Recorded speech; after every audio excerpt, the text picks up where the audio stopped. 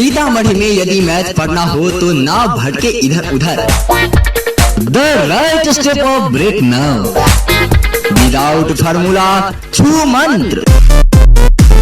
आपके शहर सीतामढ़ी में पटना के गणितज्ञ मैथ के जादूगर प्रेम सर लेके आए हैं नौकरी के पिटारा। SSC banking, railway, police and other competitive examination. नई सफलता प्राप्त करने का मूल मंत्र विदाउट फार्मूला छू मंत्र। सभी को नमस्कार, सभी को प्रणाम। स्वागत है आप लोगों का दोस्तों इस जादूगर चैनल पे। आइए हम फिजिक्स का लेक्चर नंबर 3 लेकर आए हैं आप लोगों के बीच।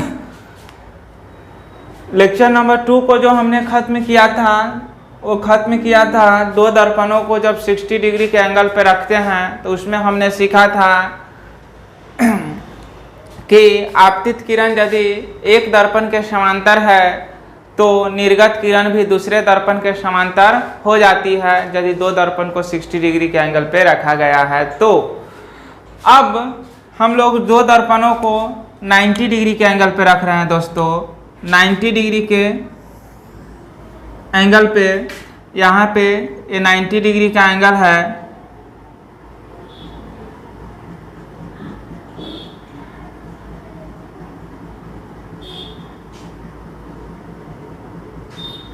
ये सब हम समतल दर्पण में पढ़ रहे हैं, ये चीज आप लोग समझते होइएगा।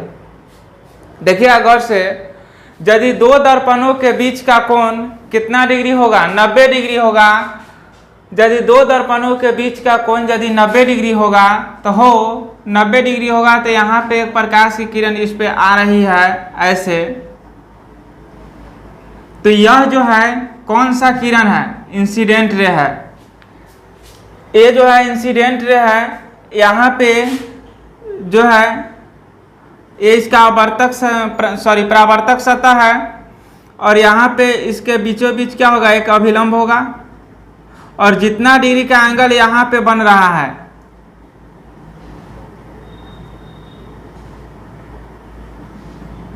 उतना ही डिग्री के एंगल पर ये बनते हुए रिफ्लेक्ट भी होगा, यानी कि परावर्तित भी होगा। और जो यहाँ से परावर्तित होकर के जो निकलेगा इसको हम लोग बोलेंगे दोस्तों कौन सा कोण? निर्गत किरण। इसको जो हम लोग बोलेंगे कौन सा किरण? निर्गत किरण। यह जो है निर्गत किरण है। थोड़ा सा टेढ़ा हो जा रहा है।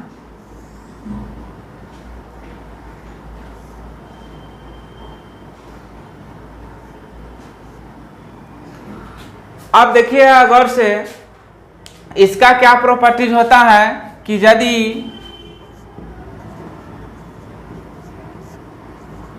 दो समतल दर्पणों को 90 डिग्री के कोण पे 90 डिग्री के कोण पर 90 डिग्री के कोण पर रखा जाता है, 90 डिग्री के कोण पर रखा जाता है तो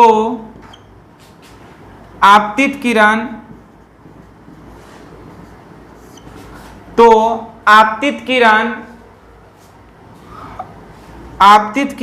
और निर्गत किरण, आपतित किरण और निर्गत किरण एक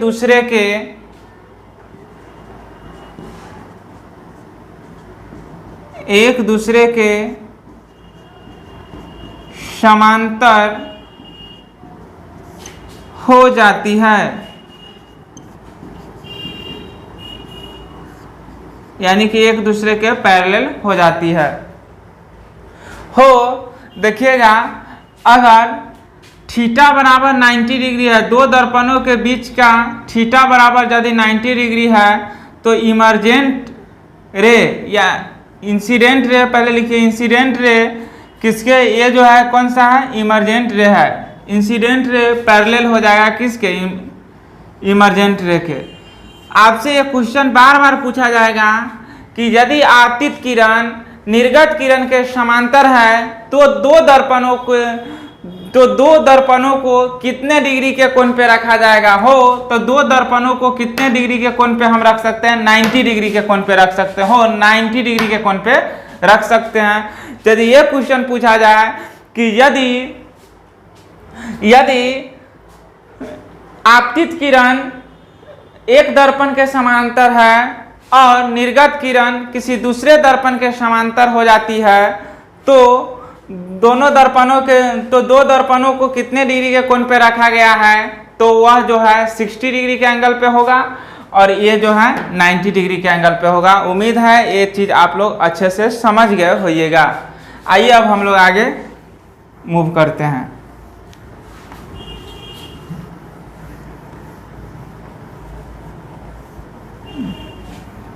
देखिए गौर से, अब हम लोग पढ़ेंगे number of image in plane mirror, यानी कि समतल दर्पण में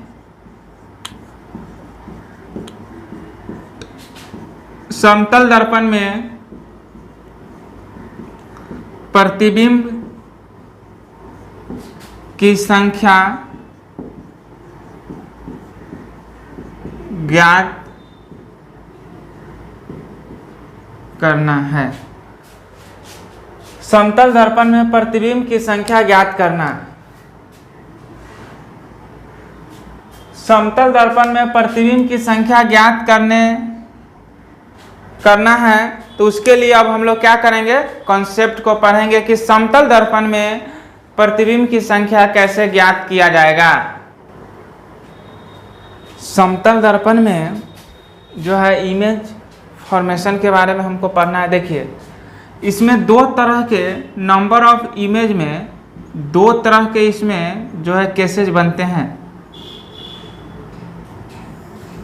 एक जो केसेज बनते हैं वह जो बनता है क्या,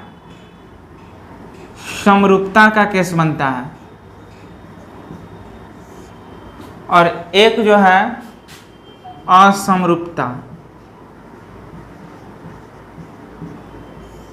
अब आइए समरूपता और असमरूपता के बारे में हम लोग अच्छा से समझते हैं। जैसे दो गो दर्पण है, एक दर्पण रखेंगे तो एक ही प्रतिबिंब दिखाई देगा। एक से ज्यादा प्रतिबिंब देखने के लिए हमको कितना, दो दर्पण की जरूरत होगा। तो वही दो दर्पण को हम कितना डिग्री के कोण पे रखेंगे कि अगर दो दर्पण को हम 50 डिग्री के कोण पे एंगल पे रख रहे हैं, या 60 डिग्री के, 70 डिग्री के, 80 डिग्री के, तो प्रतिबिंब की संख्या कितना दिखाई देगा। अगर प्रतिबिंब की संख्या 4 दिखाई दे रहा है तो दो दर्पणों को कितने डिग्री के एंगल पे रखा गया, ये सब चीज के बारे में हम लोग सीखेंगे। अगर ये 40 डिग्री है, ये जो दो दर्पणों को हम 40 डिग्री के एंगल पे रखा गया है, और जो है वस्तु जो है यहाँ पे हम रख दिए हुए हैं। वस्तु जो है हम कहाँ पे रख दिए हुए हैं, यहाँ पे कोई ऑब्जेक्ट रखा गया है, यानी कि वस्तु रखा गया है। तो इसके एकदम बीच में ऑब्जेक्ट रखे हुए हैं, तो बीच में ऑब्जेक्ट रखे हुए हैं तो ये भी 20 डिग्री होगा और ये भी 20 डिग्री होगा। तो इसको हम लोग बोलेंगे समरूपता का केस। अगर 40 डिग्री के ही एंगल पे कोई वस्तु 40 डिग्री के एंगल पे ही कोई दर्पण रखा गया है, दो गो दर्पण है जो 40 डिग्री के एंगल पे रखा गया है, और वस्तु को हम यहाँ रख रहे हैं। तो इस तरह से अगर यहाँ पे ये 10 डिग्री का एंगल बन रहा है, और ये जो है कितना डिग्री है, 30 डिग्री है, और ये टोटल कितना है, 40 डिग्री है। टोटल जो है 40 डिग्री है, इसमें भी टोटल कितना है, 40 डिग्री है। तो यहाँ पे वस्तु कोई रखा गया है, तो इस तरह का जो केसेज बनेंगे इसको हम लोग बोलेंगे असमरूपता का केस। यदि एंगल दोनों बराबर बीचों बीच एकदम रखा गया होगा तो हो जाएगा समरूपता, अगर बीचों बीच नहीं रखा गया होगा तो हो जाएगा असमरूपता। देखिए यहाँ समरूपता के केस में नंबर ऑफ इमेज निकालने का फॉर्मूला होता है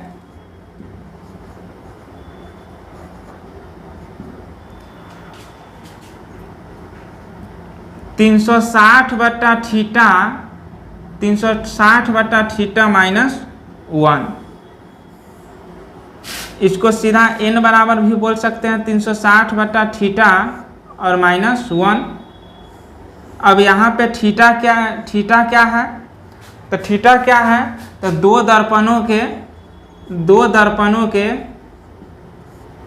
बीच का, दो दर्पणों के बीच का क्या है, कोण है।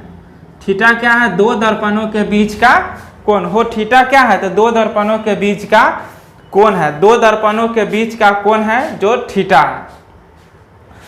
इस तरह से जो है इसमें भी, इसके लिए भी फॉर्मूला होता है नंबर ऑफ इमेज, यानी कि n बराबर एक होता है 360 बटा थीटा और दूसरा n बराबर होता है 360 बटा थीटा माइनस 360 डिग्री बटा थीटा और माइनस 1। इस तरह से 360 बटा थीटा माइनस 1। इसमें एक चीज हम ध्यान क्या रखेंगे, इसमें एक चीज हम ध्यान क्या रखेंगे कि इसका जो आंसर आता है ना, इसका जो उत्तर आता है, यानी कि आंसर जो असमरूपता के केस में जो उत्तर आता है, इसमें आंसर जो होता है हमेशा ऑड नंबर होता है। इसमें आंसर, इसका उत्तर लिख सकते हैं, इस नोट में नोट करके लिख लेंगे, एक पॉइंट नोट करके। इस तरह से आंसर को हिंदी में उत्तर बोलते हैं। इसमें आंसर हमेशा ऑड यानी कि विषम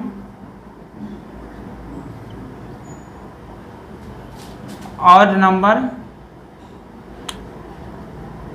नंबर यानी कि विषम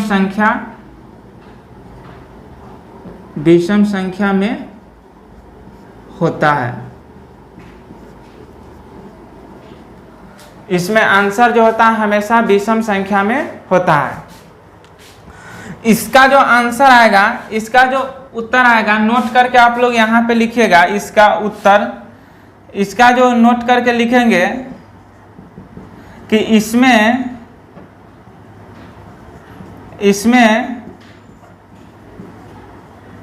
आंसर हमेशा, इसमें आंसर जो आता है वो ऑड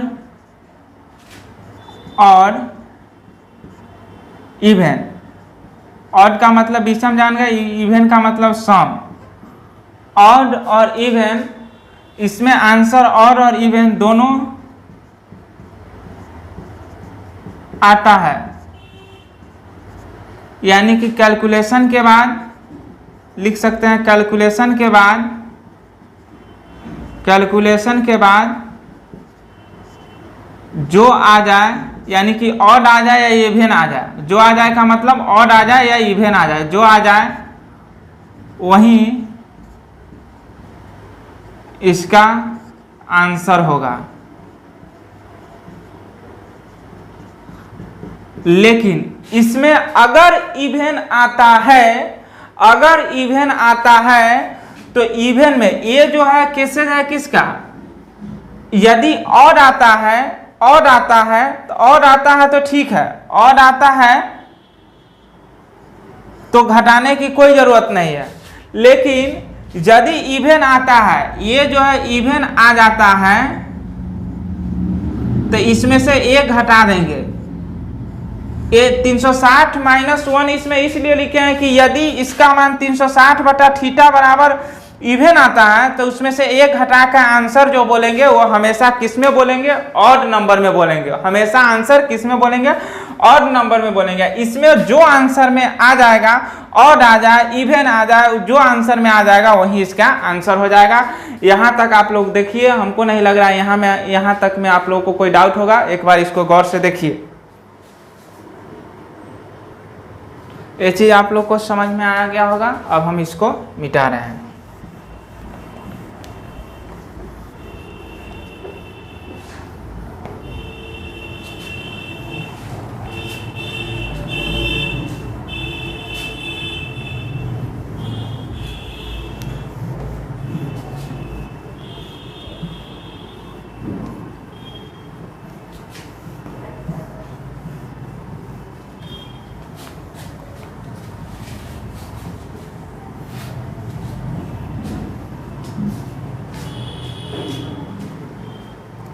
अब देखिए गौर से,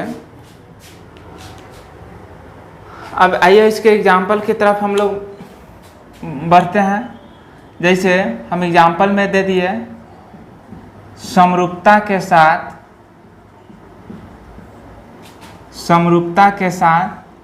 एग्जाम्पल में पहला जो है हम क्वेश्चन जो देने जा रहे हैं, समरूपता के साथ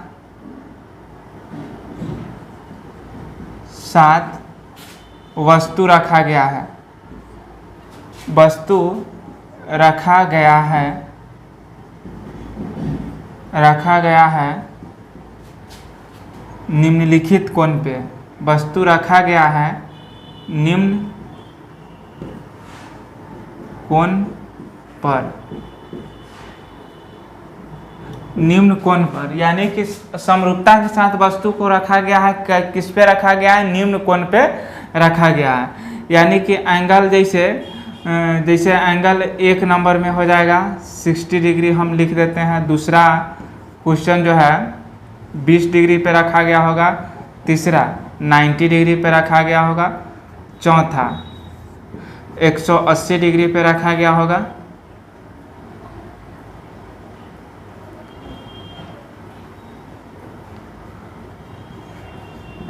डिग्री पे पांचवा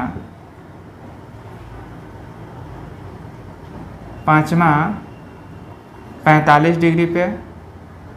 तो इस तरह से जो है दो गो दर्पण को यदि हम 60 डिग्री पे रखेंगे तो प्रतिबिंब की संख्या समरूपता के साथ रखा गया है।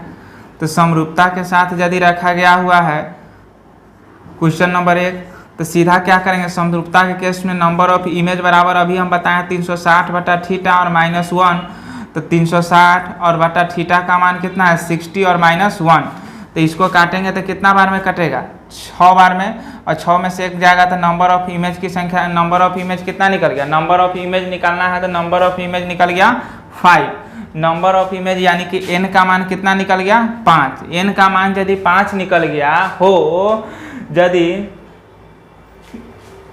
तो n का मान यदि 5 निकल गया तो इसमें हम समरूपता के केस में क्या बोले हैं, समरूपता के साथ यदि वस्तु रखा गया होगा तो समरूपता के केस में हम क्या बोले हैं कि जो आंसर आएगा वही इसका आंसर हो जाएगा, इसमें घटाने और जोड़ने की घटाने की कोई ये नहीं है,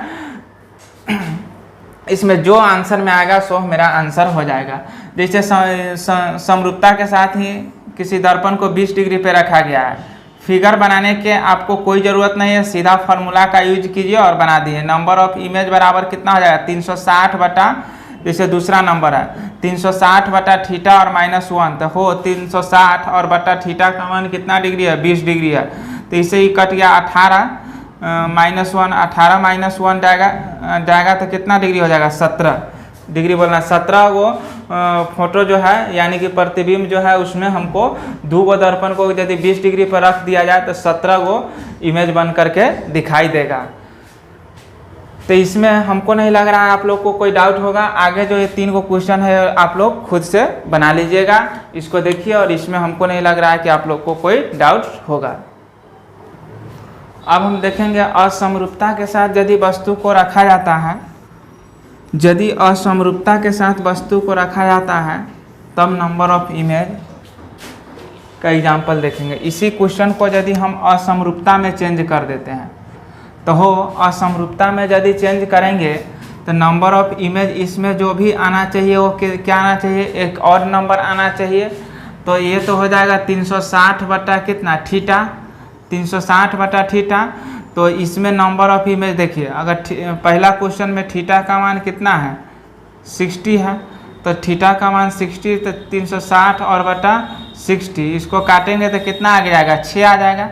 और बताए हैं कि जो है जैसे ही इवन नंबर आ जाए, इवन नंबर जैसे ही आ जाए तो इसको और बनाने के लिए 6 में से 1 हटा के हम इसका आंसर बोलेंगे 5। तो इस तरह से जो है चारों क्वेश्चन आप लोग जो है चारों क्वेश्चन जो है खुद से सॉल्यूशन कीजिएगा, इसी तरीका से ये सॉल्यूशन हो जाएगा। चलिए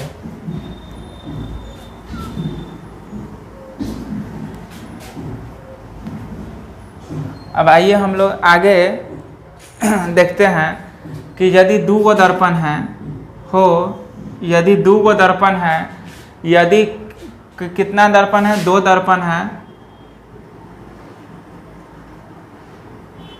और एक दर्पण इधर है, एक दर्पण इधर है और एक दर्पण क्या है? इधर है। 2 दर्पण है, दोनों दर्पण जो है एक दूसरे के क्या है? दोनों समतल दर्पण जो है एक दूसरे के क्या है? समांतर है। एक दूसरे के क्या है? समांतर है। तो समांतर है तो आप लोग 9th क्लास में पढ़े होइएगा या कंपटीशन में भी आप लोग पढ़े होइएगा कि अगर कोई दो रेखा पैरेलल है, कोई 2 रेखाएं पैरेलल है, तो उसका जो होगा पैरेलल होगा तो जो एंगल बनेगा वह देखिए ये दोनों पैरेलल है, तो इसको अगर जितना ज़्यादा झुकाएंगे ये दोनों कब सटेगा? जब यह पूरा एकदम चिपक जाएगा तभी भी यह क्या होगा? समांतर ही रहेगा। ये ऐसे थोड़ा सा भी ये उठ नहीं सकता है, थोड़ा सा भी उठेगा तो यह पैरेलल होगा ही नहीं, दोनों एक साथ चिपकेगा। एक साथ चिपकेगा तो इसमें कोई एंगल बनेगा ही नहीं। कितना डिग्री का एंगल बन जाएगा? नहीं बनेगा तो 0 डिग्री। तो इस केस में यदि वस्तु को यहाँ पे रखा हुआ है, कोई ऑब्जेक्ट यहाँ पे रखा हुआ है वस्तु, तो इस केस में जो थीटा का मान हो जाएगा वो कितना हो जाएगा? 0 डिग्री। थीटा का मान कितना डिग्री हो जाएगा? 0 डिग्री। तो थीटा का मान यदि 0 डिग्री होगा तो नंबर ऑफ इमेज बराबर कोई भी फॉर्मूला लगाएंगे 360 बटा थीटा और -1। तो 360 बटा थीटा तो 360 और बटा कितना? 0 और -1, तो ये हो जाएगा इन्फिनिटी। व इन्फिनिटी में से एक हटाएंगे भी तभी भी क्या हो जाएगा? इन्फिनिटी में होगा, यानी कि अनंत होगा। तो इस तरह से एक नोट आप लोग लिख सकते हैं कि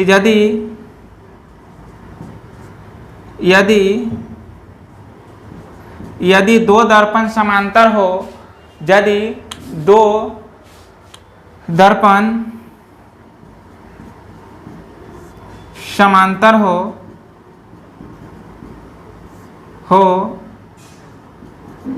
यदि 2 दर्पण समांतर हो तो नंबर ऑफ इमेज यानी कि प्रतिबिंब की संख्या 2 दर्पण समांतर हो, उसके बीच में क्या रखा गया हो? कोई वस्तु रखा गया होगा तब। तो 2 दर्पण समांतर हो तो प्रतिबिंब की संख्या अनंत होगी। तो प्रतिबिंब की संख्या कितना बनेगी? अनंत होगी।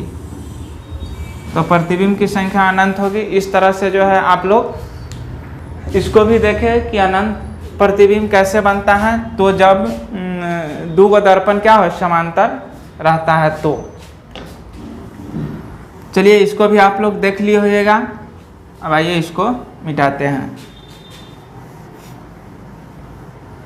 इस तरह से आपने क्या क्या देखा कि समरूपता का केस देखा, असमरूपता का केस देखा हो, और अनंत प्रतिबिंब कब बनता है ये देखे। 3 केसेज इसमें हमने देखा। अब हम देखेंगे यूजेज ऑफ प्लेन मिरर यानी कि प्लेन मिरर का उपयोग। यूजेज ऑफ प्लेन मिरर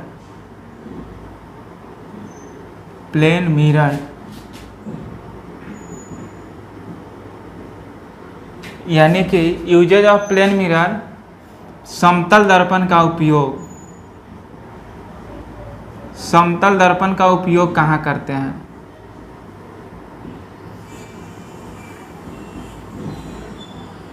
समतल दर्पण का पहला उपयोग हम लोग करते हैं बाथरूम वाला मिरर में।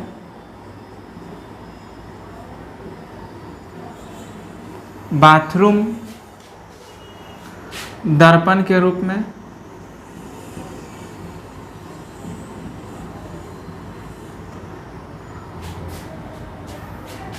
दूसरा हम लोग कहाँ करते हैं? कैलिडोस्कोप में। कैलिडोस्कोप बच्चा के खेलने का एक खिलौना होता है, समझिए तो कैलिडोस्कोप। दूसरा यूज कहाँ पे कर लेते हैं? पेरिस्कोप। दूसरा यूज कहाँ पे कर लेते हैं? पेरिस्कोप। दूसरा जो इसका यूजेज है वो है पेरिस्कोप। पहला बाथरूम मिरर दर्पण के रूप में, कैलिडोस्कोप में और पेरिस्कोप में, यानी कि 3 इसके यूजेज मुख्यतः हैं। इसको भी आप लोग देख लीजिए। चलिए इसको अब हम लोग मिटाते हैं।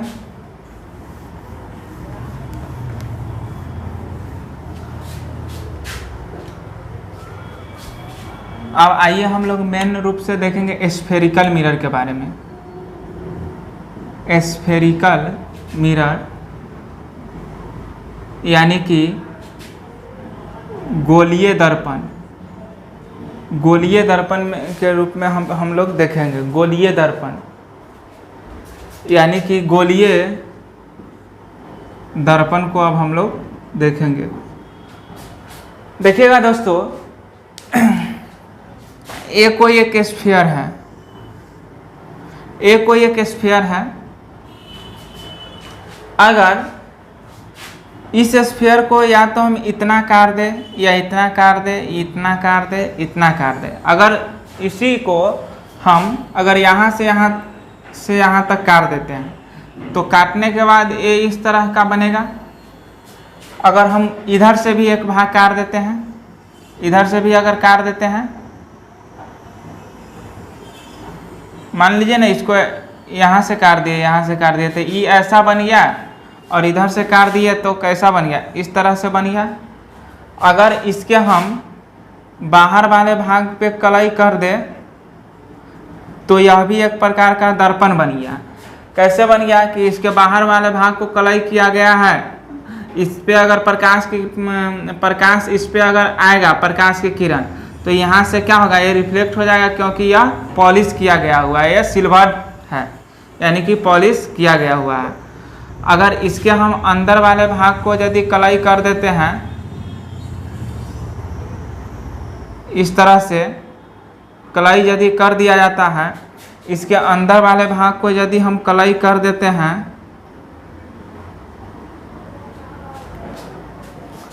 और इसके बाहर वाले भाग को यदि हम कलाई कर देते हैं तो यहाँ से 2 दर्पण बनकर तैयार हो रहा है।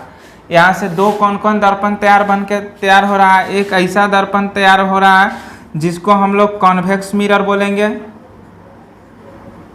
कॉन्वेक्स मिरर बोलेंगे, यानी कि उत्तल दर्पण बोलेंगे।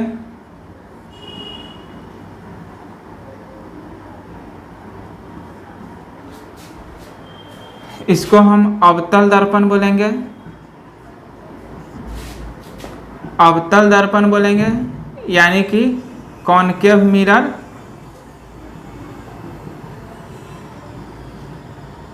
इसको हम लोग कौन सा मिरर बोलेंगे, इंग्लिश में कॉनकेव बोलेंगे, इंग्लिश में कन्वेक्स बोलेंगे। इसको कन्वेक्स, उनको कॉनकेव। तो अब इस देखिए, एक गोला को 2 भागों में यदि हम काट दिए हैं तो इस तरह का जो है क्या हो गया, दर्पण बन के तैयार हो गया। इसको हम इधर से भी काट सकते थे, इधर से भी काट सकते थे, कहीं से भी हम काट सकते थे।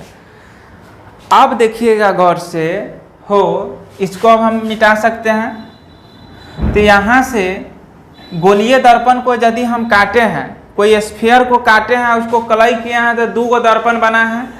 2 दर्पण में तो यहाँ से गोलीय दर्पण के 2 पार्ट निकल के आता है। पहला को हम बोल सकते हैं अवतल दर्पण, दूसरा को उत्तल दर्पण।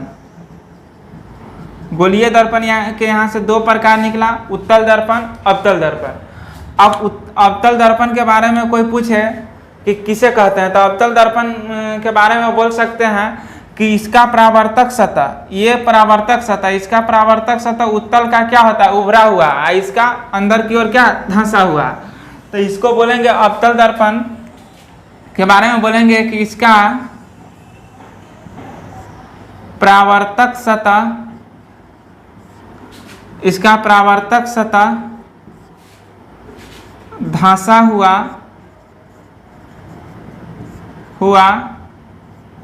होता है। इसके बारे में बोल रहे हैं, इसके बाहर का भाग कलाई किया हुआ होता है। इसके बाहर का भाग कलई किया हुआ होता है। अगर उत्तल दर्पण के बारे में बोला जाए तो देखिए इधर जो है ये अवतल दर्पण का लिख रहे हैं, तो इधर जो हम लोग अवतल दर्पण का फिगर बना लेते हैं कि अवतल दर्पण का फिगर कैसा होगा। तो अवतल दर्पण का फिगर इस तरह से होगा।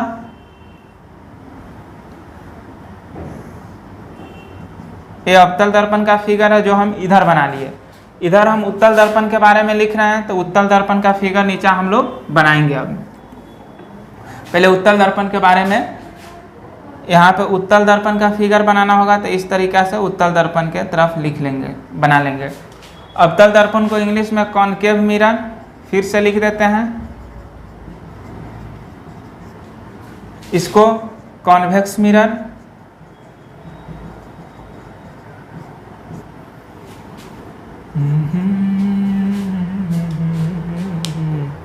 देखिए इसका जो होता है, इसका परावर्तक सतह उभरा हुआ होता है, तो इसको बोल सकते हैं इसका परावर्तक सतह उभरा हुआ रहता है। इसके बारे में बोल सकते हैं इसके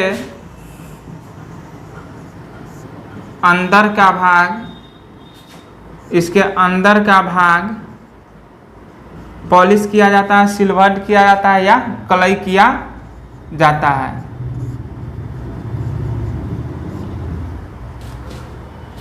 इसके अंदर का भाग कलई किया हुआ रहता है। देखिएगा, इसको अच्छा से समझिए, यानी कि इसको अच्छा से एकदम समझिएगा। देखिएगा, इसको हम यहाँ पे समझाते हैं। देखिए, एक कोई स्फीयर है, इसको हम यहाँ से कट कर दिए, तो इसके बाहर का भाग यदि कलई कर दिए, बाहर वाला भाग, तो ये हो गया अवतल दर्पण। इसके अंदर वाला भाग कलई कर दिए, तो ये हो गया उत्तल दर्पण। अब एक एक पॉइंट को आप लोग समझिएगा कि यह जो है अवतल दर्पण है या एक कोई स्फेरिकल यानी कि गोलीय दर्पण है। कोई भी अगर गोला होता है, गोला जैसे वृत्त के आकार का, मान लीजिए सर्कल है, सर्कल है, तो इस सर्कल में कहीं ना कहीं तो इसका सेंटर होता है। आप लोग मैथ्स में पढ़े होगा कि सर्कल का बीचों बीच वाला जो पॉइंट होता है उसको हम क्या बोलते हैं, सेंटर बोलते हैं। तो इसमें भी कहीं ना कहीं तो सेंटर होगा। समझ रहे हैं ना आप? ये सेंटर होगा और जो है यहां से एक रेखा खींच रहे हैं और ये जो है इसको हम लोग प्रिंसिपल एक्सिस बोलते हैं, आगे डिस्कस भी करेंगे। यहाँ पे देखिए, गोलीय दर्पण जिस गोला का भाग होता है उसी का सेंटर इस दर्पण का क्या कहलाएगा, वक्रता केंद्र कहलाएगा, यानी कि सेंटर कहलाएगा। यहाँ पे इसका सेंटर होगा और सेंटर के जस्ट आधा सेंटर, और इसको पोल बोलते हैं, इसको ध्रुव बोलते हैं। इसके बारे में आगे डिस्कस करना है। इसके बीच में एकदम कहाँ होगा, फोकस होगा। आप देखिएगा गौर से, अगर कोई भी प्रकाश की किरण प्रधान अक्ष के समांतर यदि आ रही है तो वो फोकस से होकर के ही निकलती है, वो फोकस से होकर के निकलती है। इस तरह से वो फोकस से होकर के कहाँ निकलेगी, फोकस से होकर निकलेगी। आप देखिएगा एक चीज, हम जो है जब पीछे पढ़ाए हुए थे समांतर पर किरण पुंज के बारे में पढ़ाए थे, अभिसारी पढ़ाए थे, अपसारी पढ़ाए थे, ये सब जो है किरण पुंज पढ़ाए थे। अभिसारी में बोले तो ऐसा किरण पुंज जिसमें कोई प्रकाश की किरण किसी एक बिंदु पर आकर के मिल रही है तो वो हो जाएगा कैसा किरण पुंज, अभिसारी किरण पुंज। तो इसमें भी देखिए प्रकाश की किरण सब आई दर्पण पे पड़ी और प्रधान अक्ष के समांतर जाने के बाद यह जो है सारा प्रकाश, जितना प्रकाश की किरण प्रधान अक्ष के समांतर जाएगी सब एक जगह जाकर के क्या होगी, अभिसरित होगी, एक बिंदु पर जाकर मिल रही है। इसीलिए इस दर्पण को अभिसारी दर्पण भी कहा जाता है। इस दर्पण को कौन सा दर्पण कहा जाता है? इस दर्पण को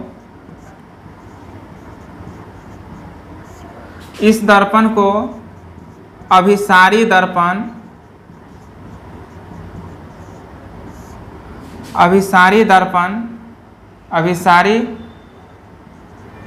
दर्पण भी कहा जाता है। ये पॉइंट अच्छा से आप लोग का क्लियर हुआ होगा। चलिए, ये जो है 3 पॉइंट था जो अवतल दर्पण के बारे में हमने समझा। अब आइए उत्तल दर्पण में इसको हम लोग कौन सा दर्पण बोले? अभिसारी दर्पण बोले।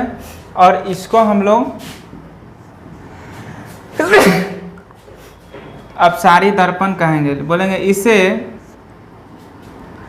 या इस दर्पण को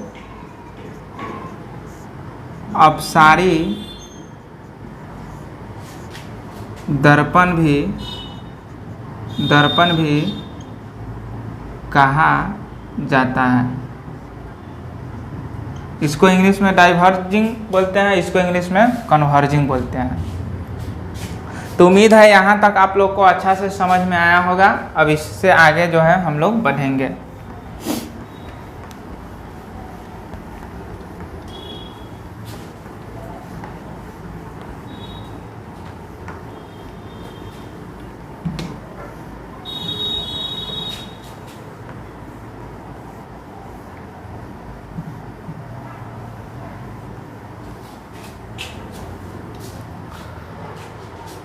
देखिएगा गौर से,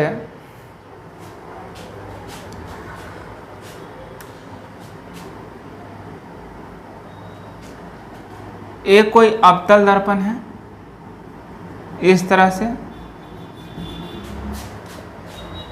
और इधर कोई क्या होगा, उत्तल दर्पण ले रहे हैं। या इसी में देखिए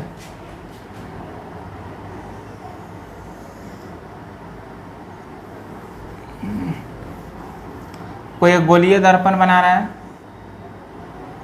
यहाँ से इसके बाहर वाले भाग में कलई कर रहे हैं और यहाँ से इसके क्या कर रहे हैं, अंदर वाले भाग में कलई कर देते हैं।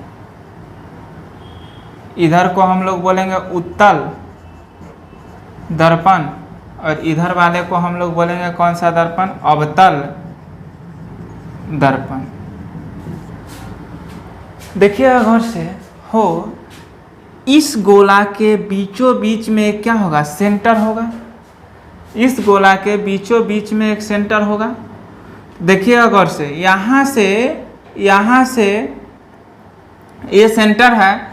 तो इस सेंटर जो है इस दर्पण के लिए या इस दर्पण के लिए, दोनों दर्पणों के लिए इसमें, इस जो दर्पण में पड़ रहे हैं, तो इस दर्पण में इसको हम लोग वक्रता केंद्र बोलेंगे। इसको हम लोग क्या बोलेंगे, वक्रता केंद्र।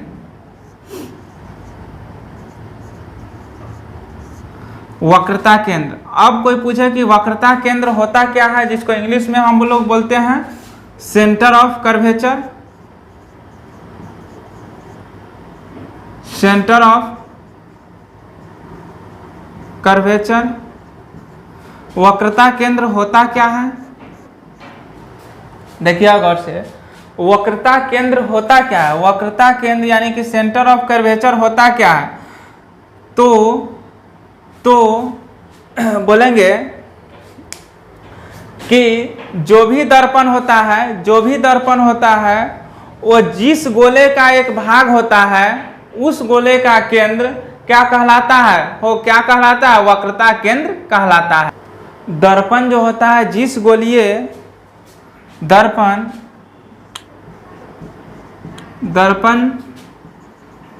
जिस गोले का भाग होता है भाग होता है उस गोले का केंद्र वक्रता केंद्र कहलाता है। वक्रता केंद्र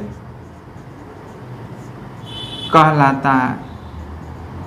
उस गोले का केंद्र क्या कहलाता है? वक्रता केंद्र कहलाता है। अब देखिए हम लोग इसके बारे में पढ़ेंगे। कोई भी दर्पण है और इसके बीच का जो एकदम पॉइंट होगा, दर्पण के एकदम बीच वाला जो भाग होता है, इस भाग को हम लोग बोलते हैं पोल। इस भाग को बोलते हैं क्या? पोल। यानी कि अगर पोल के बारे में समझिएगा, यानी कि पोल मतलब ध्रुव, जिसको हिंदी में बोलते हैं, तो बोलेंगे कि दर्पण के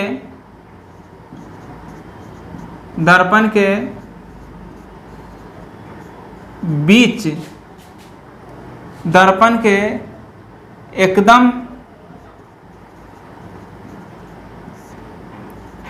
बीच के पॉइंट को क्या कहते हैं? ध्रुव कहते हैं। इसके बीचों बीच एक पॉइंट है, इसको बीचों बीच जो पॉइंट देंगे, इसी को, जो बीच का एकदम भाग होगा, उसी को हम क्या बोलेंगे? पोल बोलेंगे। अब एक आता है प्रधान अक्ष। क्या होता है? प्रधान अक्ष।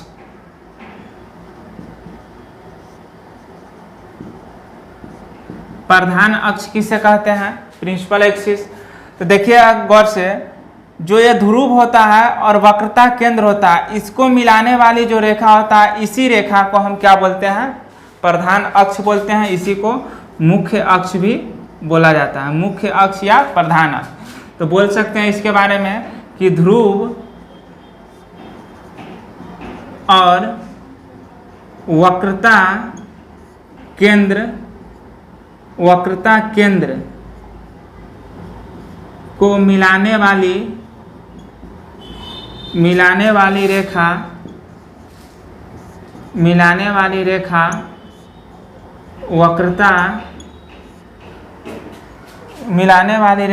ध्रुव और वक्रता केंद्र को मिलाने वाली रेखा मुख्य अक्ष या प्रधान अक्ष कहलाता है। प्रधान अक्ष कहलाता है। यहाँ तक आप लोग को कोई डाउट नहीं होगा। इसको आप लोग देखिए, इसको अब हम लोग मिटाएंगे। अब हम लोग पढ़ेंगे वक्रता त्रिज्या के बारे में। अब हम लोग जो पढ़ेंगे वो पढ़ेंगे वक्रता त्रिज्या।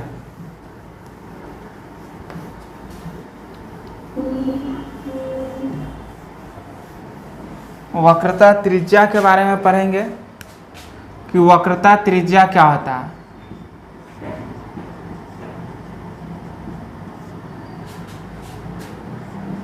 ऐसे इंग्लिश में लिखिएगा तो लिख सकते हैं radius of curvature. Radius of curvature क्या है? रेडियस ऑफ कर्वेचर के बारे में अब हम लोग पढ़ेंगे। देखिएगा, ये दर्पण है। दर्पण के बीचों बीच वाला भाग को ध्रुव बोलेंगे। यहाँ पे जिस गोले का ये भाग है, उस गोले का सेंटर क्या कहलाता है? वक्रता केंद्र कहलाता है। वक्रता केंद्र से ध्रुव के बीच की जो दूरी होगा, इसी को हम लोग रेडियस बोलेंगे। इसी को रेडियस ऑफ कर्वेचर बोलेंगे। तो इसके डिफिनीशन को हम लोग लिख सकते हैं कि दर्पण के ध्रुव और केंद्र के बीच रेडियस ऑफ कर्वेचर में बोलेंगे दर्पण के ध्रुव और केंद्र के बीच की दूरी को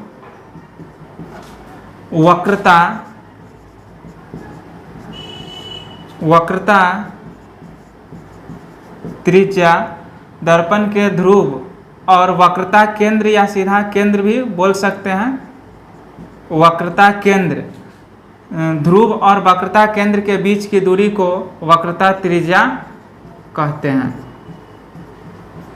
जो भी दर्पण होगा उत्तल होगा या अवतल होगा, समझ से या इसे अगर लिख सकते हैं आप, गोलीय दर्पण के ध्रुव और केंद्र के बीच की दूरी को वक्रता त्रिज्या कहते हैं। गोलीय दर्पण यदि लिख देते हैं तो दोनों दर्पण हो जाएगा।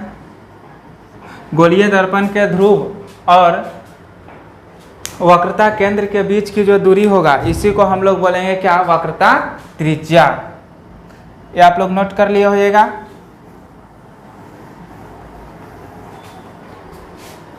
चलिए अब जो हम लोग पढ़ेंगे गोलीय दर्पण की फोकस के बारे में पढ़ेंगे, यानी कि गोलीय दर्पण के फोकस, गोलीय दर्पण की फोकस के बारे में पढ़ेंगे। गोलीय दर्पण की फोकस दो प्रकार के होते हैं। उसमें पहला उत्तल दर्पण अभी पढ़े हैं, तो उत्तल दर्पण की फोकस, उत्तल दर्पण की फोकस। दूसरा अवतल दर्पण की फोकस, अवतल दर्पण की फोकस।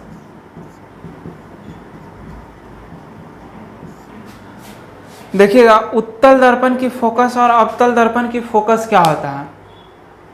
तो पहले तो जो है एक उत्तल दर्पण बनाइए। तो उत्तल दर्पण कैसे बनाएंगे, इस तरह से इधर वाला भाग उत्तल दर्पण होता है, इसके अंदर के भाग को हम क्या कर दे रहे हैं, कलाई कर दे रहे हैं। चलिए यहाँ से इस, यहाँ पे यदि सेंटर होगा तो एक चीज़ समझिएगा, एक चीज़ नहीं बताएं। जैसे फोकस होता है जो सेंटर और ध्रुव के एकदम बीच में होता है, यानी कि इसके बीच में यहाँ पे फोकस होता है। और ये अवतल दर्पण है,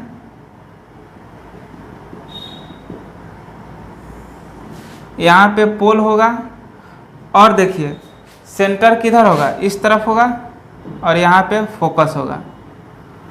तो उत्तल दर्पण की फोकस में आप क्या कहिएगा कि अगर कोई भी प्रकाश की किरण इस पे समानांतर आएगी तो देखिए यह फोकस से होकर गुजरती तो है, लेकिन यह गुजरती हुई एकदम मालूम पड़ती है, यह गुजरती हुई जाती हुई मालूम पड़ेगी। इसका परावर्तन जो है यहाँ से होगा।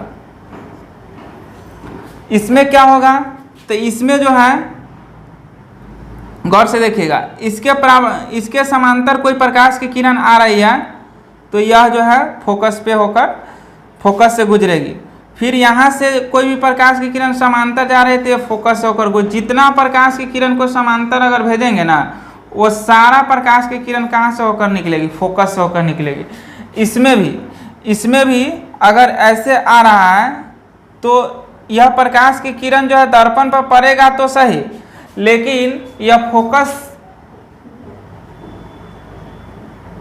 दर्पण के समांतर जा तो रहा है, दर्पण के समांतर प्रिंसिपल एक्सिस यानी कि प्रधान अक्ष के समांतर ये जा तो रहा है। प्रिंसिपल एक्सिस प्रधान अक्ष, प्रिंसिपल एक्सिस को हिंदी में प्रधान अक्ष बोलते हैं, इसके समांतर जा रहा है, इस पे पड़ रही है, लेकिन यह फोकस पे जाती हुई केवल हमको क्या, फोकस से निकलती हुई केवल हमको यह मालूम पड़ेगी। इसमें क्या है, पूरा फोकस से होकर गुजरेगी। इसमें जो है, इसमें जाएगी दर्पण के प्रिंसिपल एक्सिस के समांतर। उत्तल दर्पण में प्रिंसिपल एक्सिस के समांतर जाएगी तो सही, प्रिंसिपल एक्सिस के समांतर जाएगी तो सही, लेकिन यह जो है जब इसका अपवर्तन के बाद, सॉरी जब इसका परावर्तन के बाद, जब परावर्तन के बाद यह जो परावर्तन के बाद यह फोकस से होकर निकलती हुई केवल हमको क्या पड़ेगी, मालूम पड़ेगी। तो इसीलिए इसको हम क्या किए, डॉट डॉट से दिखाएं। यह जो है फोकस से होकर सिर्फ आती हुई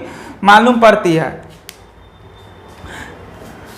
इस तरह से जो है अवतल दर्पण की फोकस के बारे में देखें, इस तरह से जो है उत्तल दर्पण की फोकस के बारे में हमने देखा।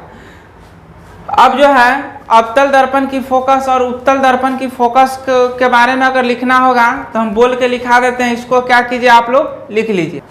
इसमें जो लिखेंगे, क्या लिखेंगे, देखिए लिखिए, आप लोग बोल के लिखा रहे हैं, आप लोग लिख सकते हैं, लिखिए। लिखेंगे उत्तल दर्पण की फोकस लिख करके डैश देंगे और लिखेंगे कि प्रधान अक्ष के, ये प्रिंसिपल एक्सिस है, प्रधान अक्ष के समांतर आती प्रकाश की किरणें, प्रधान अक्ष के समांतर आती प्रकाश की किरणें दर्पण से परावर्तन के बाद, दर्पण से परावर्तन के बाद प्रधान अक्ष के जिस बिंदु पर मिलती है, प्रधान अक्ष के जिस बिंदु पर मिलती हुई मालूम पड़ती है, यानी कि प्रतीत होती है, जिस बिंदु पर मिलती हुई या आती हुई मालूम पड़ती है उसे क्या कहते हैं, उत्तल दर्पण की फोकस कहते हैं। मिलती हुई केवल हमको क्या पड़ेगा, मालूम पड़ेगा, मिलती हुई हमको मालूम पड़ेगा। अब देखिए, अब जो है अवतल दर्पण की फोकस के बारे में लिखिए कि प्रधान अक्ष के समांतर आती हुई प्रकाश की किरणें दर्पण से परावर्तन के बाद प्रधान अक्ष के जिस बिंदु पर काटती है, जिस बिंदु पर काटती है या मिलती है, इसमें प्रतीत होगा, लेकिन इसमें एकदम काटती है, पूरा एकदम दिखाई देगा, वह क्या हो जाएगा, अवतल दर्पण की फोकस कहलाती है। तो इस तरह से उत्तल दर्पण की फोकस के बारे में पढ़े, अवतल दर्पण की फोकस के बारे में पढ़े। अब हम लोग कल जो पढ़ेंगे, कल का क्लास जो पढ़ेंगे, image formation in spherical mirror, यानी कि उत्तल दर्पण और अवतल दर्पण में इमेज का फॉर्मेशन कहाँ कहाँ होता है, अवतल दर्पण में कहाँ होगा, उत्तल दर्पण में कहाँ होगा, वस्तु को कहाँ कहाँ रख सकते हैं, इस सब चीज़ के बारे में कल और ज़्यादा डिटेल्स में इस सब चीज़ के बारे में हम क्या करेंगे, डिस्कस करेंगे पूरा, कि अवतल दर्पण में वस्तु को 6 जगह रख करके दिखाएंगे, उत्तल दर्पण में वस्तु को 2 जगह रख के दिखाएंगे। ये सब चीज़ जो है हम लोग कल इसके बारे में डिस्कस करेंगे। All the best.